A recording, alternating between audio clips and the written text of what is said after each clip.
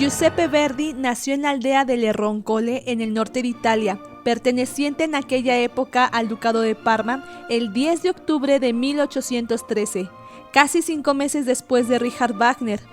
Hijo de Carlo Verdi y Luigina Autini, vino al mundo en una época muy conflictiva para la región geográfico-política que posteriormente será conocida como Italia, pues permanecía dividida política y territorialmente desde la Edad Media, habiendo dos grandes dinastías que se disputaban la hegemonía italiana: los Habsburgo en el norte, donde nació el compositor, y los Borbones en el sur, contando además con la singularidad de los estados pontificios, que tenían su propio rey, el Santo Padre. Para complicar aún más el panorama, Parma pertenecía al Imperio Napoleónico cuando Verdi nació. De hecho, fue ciudadano francés inscrito en el registro civil como Joseph Fortunat François, hasta que los ejércitos aliados de Austria y Rusia expulsaron a los franceses de Italia. Todo esto propició un entorno favorable para que la música de Verdi se convirtiera en el pilar artístico del movimiento nacionalista italiano, conocido como Risorgimento.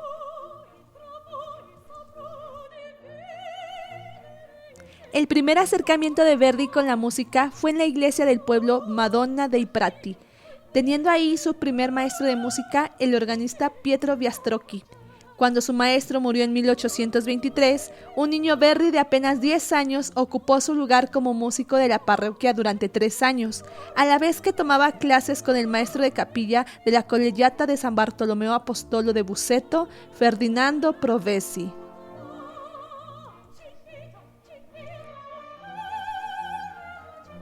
Fue en esa época en que solicitó ingresar al Conservatorio de Milán, pero no fue admitido, por falta de plazas o por haber sobrepasado el límite de edad. Los biógrafos todavía no llegan a un consenso.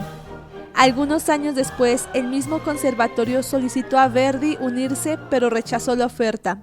Sin embargo, Alessandro Rolla, director del Teatro alla Scala de Milán, mejor conocido como La Scala, lo animó a tomar clases con el compositor Vincenzo Lavigna, con quien estudió gracias al financiamiento de Antonio Barezzi, amigo de su padre Carlo y fundador de la Filarmónica de Busatena.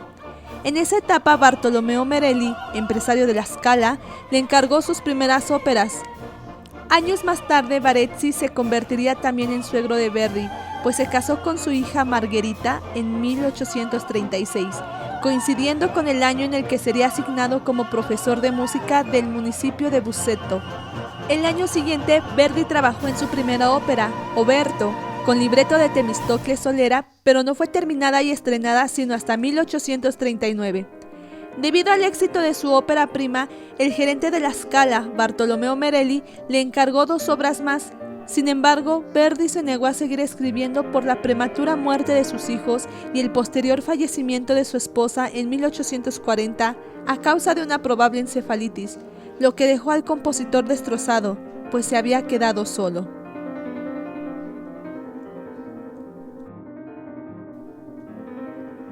En un día del frío invierno de 1841, el empresario Giovanni Merelli le insistió para que aceptara musicalizar un libreto del poeta Temistocles Solera.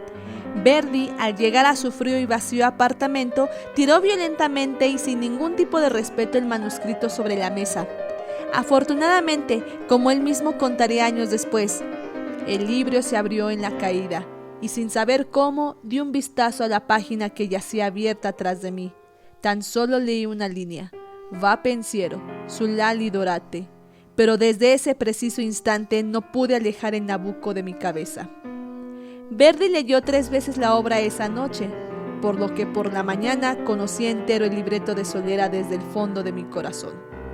El texto de Solera ahondaba en las vicisitudes padecidas por el pueblo judío bajo el poder despótico del tirano Nabucodonosor. Cualquier buen compatriota italiano podía leer entre líneas: el pueblo judío no era otro que el italiano, y Nabucodonosor un símbolo de la tiranía del imperio austriaco.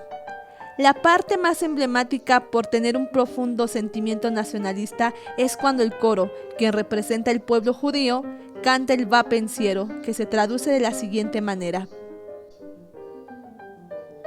ve, pensamiento, con alas doradas, ve, pósate en las lomas, en las colinas, donde exhalan tibios y suaves los aires dulces de la tierra natal.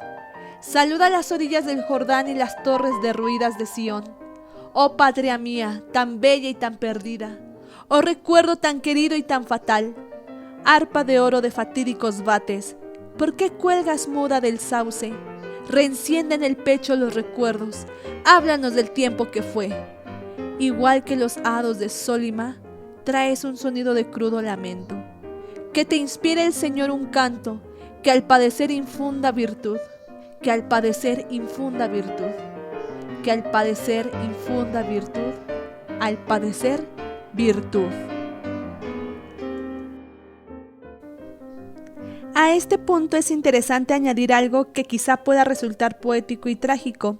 La Italia del Risorgimento no era la única entidad fragmentada, también su más importante compositor, dividido entre la pena y su instinto artístico, entre la negación y la aceptación, entre la opresión de la existencia y el redibujo de la misma. A partir de 1820 surgen asociaciones políticas que buscaron consolidar a Italia en una república uniendo las provincias que estuvieran sometidos a gobiernos extranjeros o absolutistas. De estos movimientos políticos destacaron la Asociación de la Carbonería y personajes como Giuseppe Mazzini y Giuseppe Garibaldi. Pronto estallaron varias revueltas para derrocar al gobierno austriaco, pero no tuvieron éxito, obligando al exilio de varios personajes. Garibaldi pudo regresar a Milán para pelear en las guerras de independencia que se dieron en 1848 y 1866. A todo este movimiento político se le conoce como el Risorgimento. Las óperas que compuso a lo largo de su dilatada carrera, como el Nabucco o el Don Carlos, no solo compartieron escenario con las revoluciones liberales que acontecieron en esas décadas, sino que también se convirtieron en uno de los principales estandartes del proceso de unificación italiana.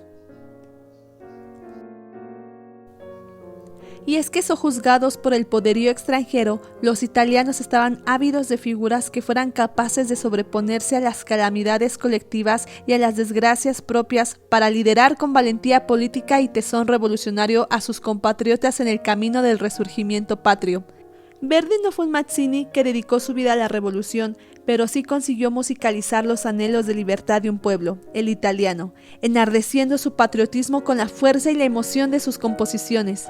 Desde el Nabucco, Verdi tomó conciencia de la responsabilidad que esta posición entrañaba, pues los encargos florecieron, pero también la censura y la persecución. Afortunadamente, Verdi contó con la protección de la condesa Maffei y el círculo liberal que ella misma lideraba en Milán. La pregunta central surge aquí: ¿por qué la ópera fue ideal para el movimiento del Risorgimento? Por el consumo de ideales. Esto se dio en parte por la evolución de la ópera seria a la ópera bufa, que era más accesible al gusto popular, siendo menos técnica en libreto y en el discurso melódico, dominado por el bel canto. La censura fue otro parteaguas en la lírica de la ópera italiana, impidiendo tratar temas políticos o conflictivos, por lo que Nabucodonosor representó la joya de la corona que tanto buscaba el nacionalismo italiano. Fue totalmente revolucionaria, una obra que tenía el mensaje correcto en el envase correcto. Verdi amplió las temáticas operísticas a la política, incorporando a contemporáneos españoles, los dramaturgos Antonio García Gutiérrez, que le proporcionó las tramas de Il Trovatore y Simón Boccanegra, y el Duque de Rivas, que le procuró La Forza del Destino. El teatro francés con Victor Hugo a través de su ópera Rigoletto, y clásicos como Shakespeare en Macbeth. Con su patria presa al inicio del último acto, Verdi pone música al sufrimiento de los hombres y mujeres oprimidos por el yugo de los tiranos. Lo que Verdi encontraba en aquellos poetas era la reflexión sobre muchos de los conflictos humanos más profundos, en especial la moral, el ejercicio del poder o la complejidad de las relaciones humanas, en particular las paternofiliales. Esto representó una actualización del lenguaje orquestal y la superación de los clichés del bel canto. Esta atención extra que se le daba a la orquesta fue muy criticada, pero fue recibiendo aceptación con el tiempo. El coro fue un elemento que utilizó Verdi para representar el conflicto político, dotándolo de verdadero drama, ya que retrataba la sociedad civil. El recitativo, por ejemplo, se transforma en un momento de pathos casi melódico y la voz se aleja de la belleza hierática del bel canto. El teatro se abre a una expresividad más intensa, íntima y conflictiva, espejo de una sociedad burguesa post-1848, más inquieta y atormentada, incapaz de encontrar el equilibrio entre interioridad y sociedad en un mundo cada vez más poderoso y al mismo tiempo más frágil y deshumano.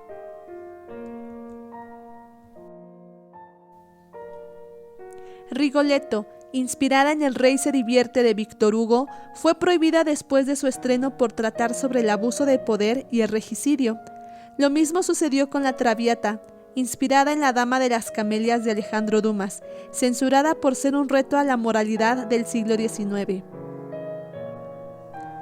Verdi no solo participó musicalmente en la primavera del pueblo italiano, también intervino políticamente. En 1859 representó a su ciudad natal, Busseto, en la asamblea que decidió la anexión libre del ducado de Parma al poderoso Piamonte. Además, hizo una visita oficial a territorio piamontés, lo que le permitió conocer personalmente al Prometeo de nuestra nacionalidad, al nuevo padre de la patria, el futuro rey de Italia, Víctor Manuel II.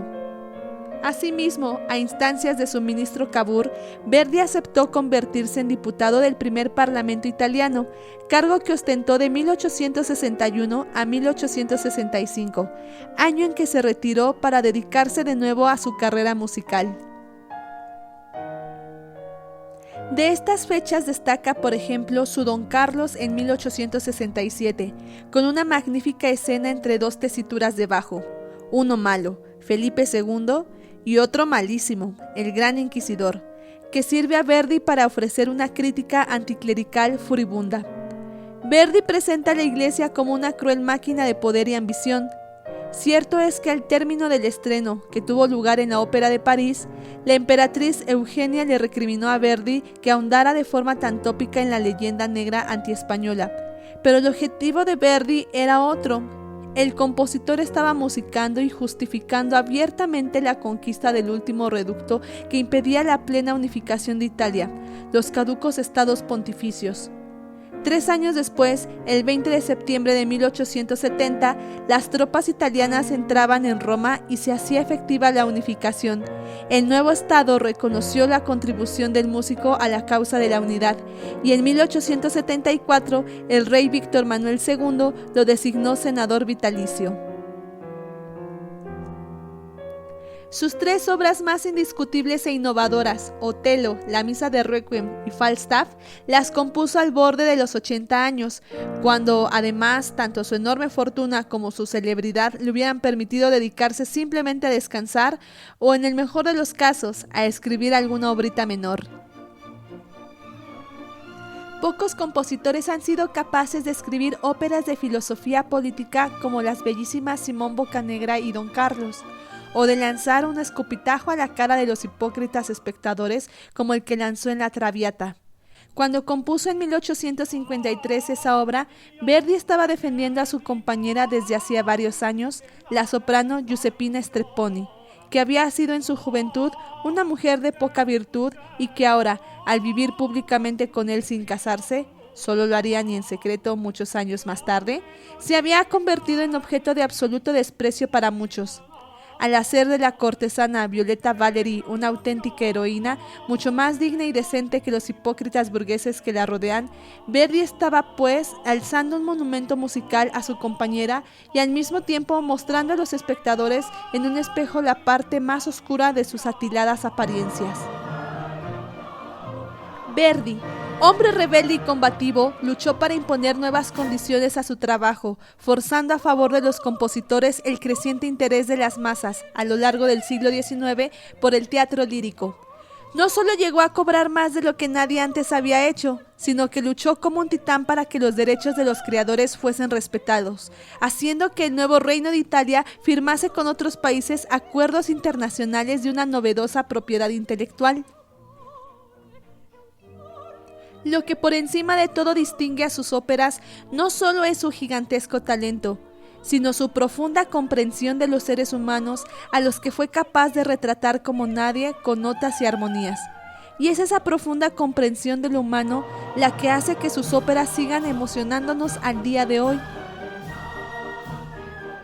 Los últimos días de enero de 1901, recién comenzado el siglo XX, en las habitaciones del Gran Hotel de Milán, agonizaba el maestro Giuseppe Verdi, abatido a los 87 años por una trombosis. Al amanecer del 30 de enero, 3 días después de su fallecimiento, 200.000 personas se agolparon en las calles en absoluto silencio para acompañar el féretro hasta el cementerio monumental. Y apenas un mes después, cuando sus restos y los de su esposa Giuseppina fueron trasladados, como era su voluntad, a la casa de reposo para viejos músicos fundada y dotada por él, más de 300.000 italianos acudieron a rendirle el último homenaje, acompañando como una sola voz el va pensiero que un coro de 800 cantantes interpretó mientras la carroza fúnebre se ponía en marcha.